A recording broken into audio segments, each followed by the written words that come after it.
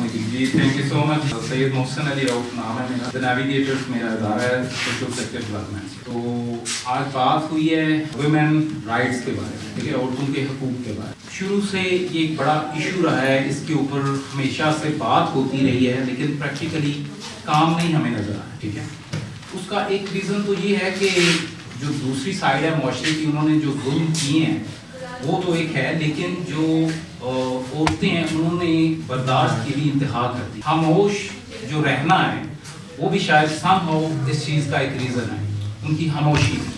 ٹھیک ہے، تو اداروں کے بارے میں دونوں ہماری جو ریسپیکٹڈ میڈم ہیں انہوں نے ڈیٹیل میں بتا دیا.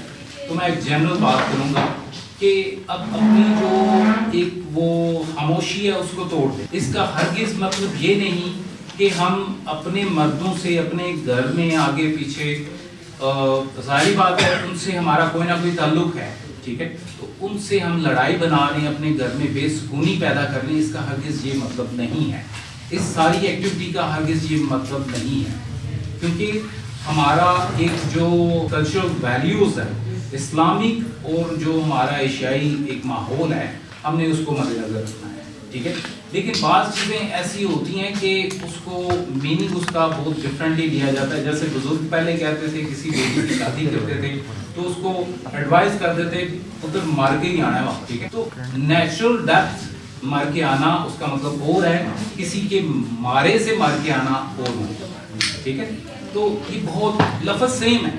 ٹھیک ہے، اس کی میننگ میں جو ہے نا وہ بڑی گہرائی ہے.